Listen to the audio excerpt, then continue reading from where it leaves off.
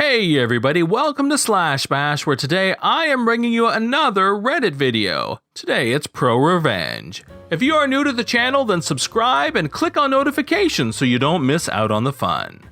In our first story, when our OP is fired, they started to do their homework. The company's lawyers didn't. Let's jump right in.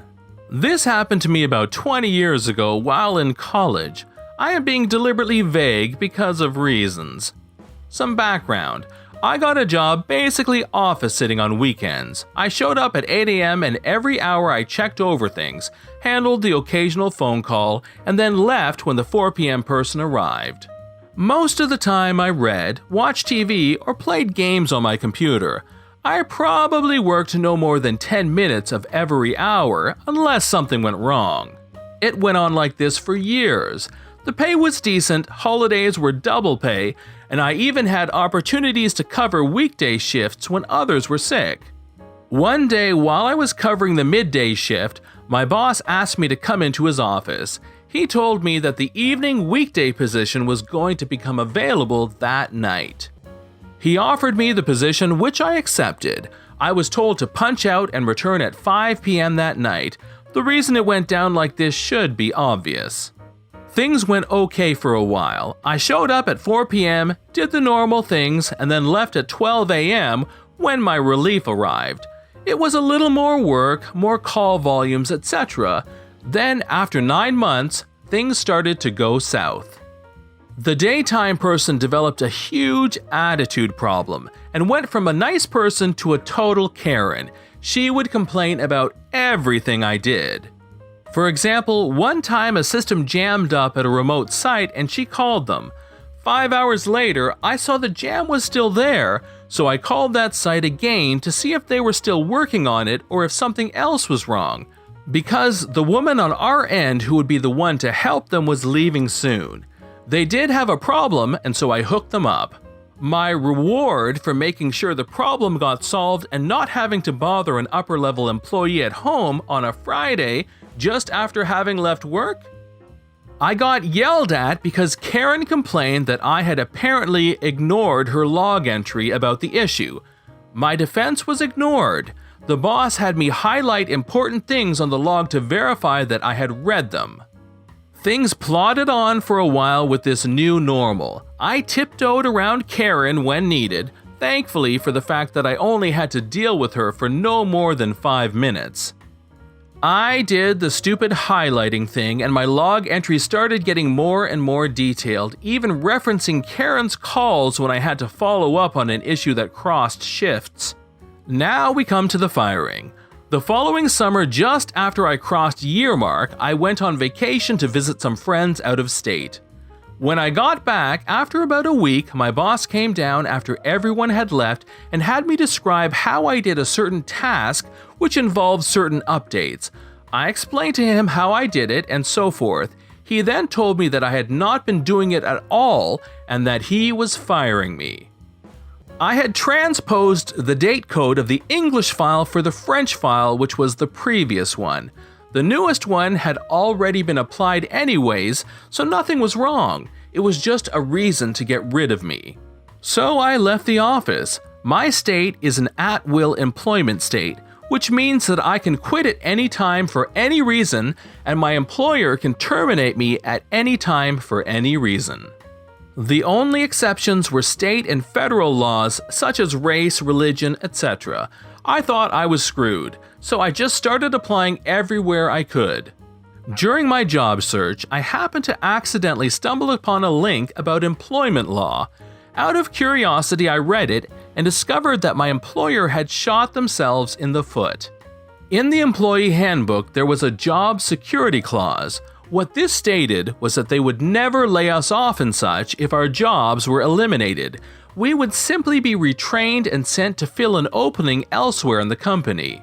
It sounds good, but it resulted in them cooking up reasons to fire people to get around it. But their fancy high-priced lawyers had missed something. In my state's laws, the ones passed by the legislature, I was screwed because of at-will. What they neglected was case law, the ones determined by courts. This site cited a case from the state Supreme Court that had ruled that a job security clause waived at will on the employer side, turning it into a just cause relationship. This means that they had to have a real reason to fire me. Here comes the revenge. With that in hand, I sought out a lawyer. After my consultation with her, I set about collecting my evidence. My former boss did not realize that I knew more about this program than he did, seeing as I ran the same software on my own computer and laptop. I experimented. The date of the file, which they tried to use against me, is baked into the version 2. I was able to demonstrate to my lawyer that if I applied the same update over and over, which my former employer stated would change the date every day, it would in reality display the date of the file. I showed this by backdating my own copy by a year, using the update archive available from the vendor. Next, I showed her how the task used to be automated. A script would snag the file and process it every day on its own. A change on the vendor's site broke the script. It was an easy fix, but no one bothered to do it because the guy who had wrote it retired. The fix involved deleting 3 characters on one line in the script. The task was also marked as only being a weekday task. In my firing, I was told how important this update was and so forth. If it was so important, why was it not done on weekends or holidays? The vendor pushed out updates on those days too, as I showed my lawyer the one from Christmas morning, and why had the automation not been fixed?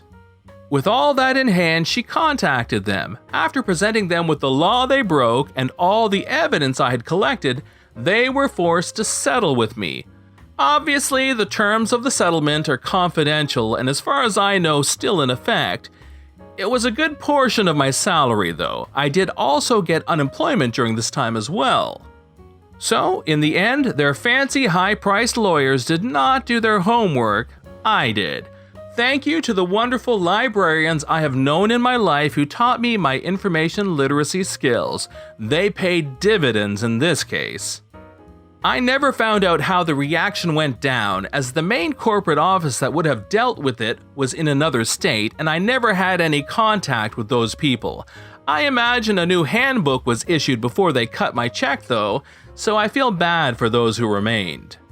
Karen's fate was sealed about a year later. I saw a Facebook post by a former co-worker mentioning that his job with them had ended, so I asked for details. The company experienced a huge loss in revenue. As a result, Karen lost her job as the site I had worked in was closed. Of about the 50 of us that worked in that office, only 10 or so were moved to another location. Thankfully, most of the ones I liked were old enough to retire. It did not take a genius to realize that my termination was simply a layoff disguised as a firing. In story 2, when a truck driver won't stop speeding through a residential neighborhood, our OP thinks it's time to take things into his own hands. So this was quite a few years ago. One day my kids were skating in a quarter pipe when this truck comes around the corner with a Bubba driving. Now Bubba sees my daughter come off the quarter pipe, but instead of slowing down, he floors it and rips past my house, still accelerating, while yelling something about "keep out of the road, flippers." I yelled also, "slow down."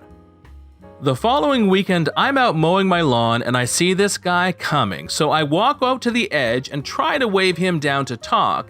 Bubba floors it again, laughing like a maniac as he goes flying by with his engine redlining. This guy is a nut. So I go to the hardware store and picked up 3 of those 3-foot-tall orange safety cones, and I put a sign on each one of them, "Slow down, residential neighborhood, kids at play." A few days later, I come outside and find the cones have been run over. I already know who done it. I'm pretty pissed off, like really angry, and in that anger, I came up with my most brilliant plan. I went to the hardware store and purchased 3 new cones, along with cement and steel rebar. I filled those flippers with rebar and cement and let them set. The cones were ready. I put them back out in the side of the street by my house with the same 3 signs as before. It didn't take long. 2 days later, I'm in my garage tinkering and I hear that damn truck engine revving up as the Bubba goes pedal to the metal. I look up just in time to see his truck steer toward the shoulder to run over the cones. Damn, it was a beautiful sight like none I've ever seen before. He hit the first cone with his bumper and the cone fell forward and rotated the base up towards his engine block and actually lifted the front of his truck upwards. As his front passenger wheel made a direct connection with the second cone and launched his truck up even higher in the air.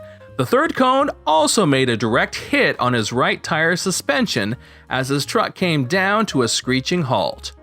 There were fluids running out from under his truck and his passenger tire was angled inwards at a 90-degree angle. Bubba was pissed off and started screaming about how I wrecked his truck and how I'm gonna pay.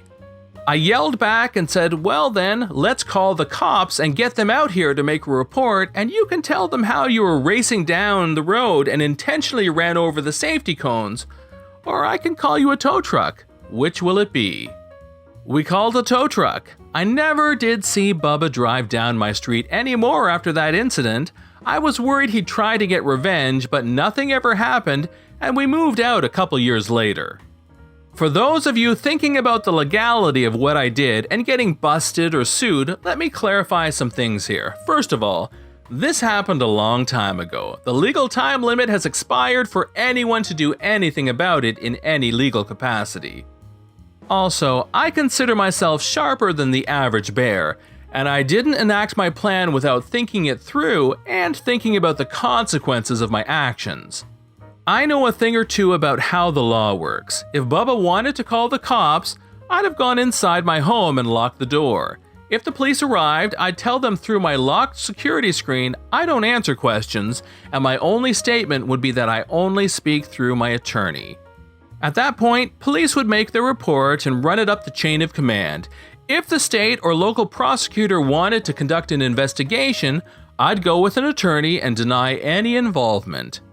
At that point, they'd have to decide how much time do they have to try and investigate this matter and what is the likelihood of a conviction. Since I lived in a big city, I'm sure they had a lot worse stuff happening that would be taking up their caseload. This has been John from Slash Bash. Thanks for watching. If you've enjoyed the video and want to see more of them, then please hit that subscribe button. We'd love for you to drop a like, share it with your friends, and we will see you in the next one.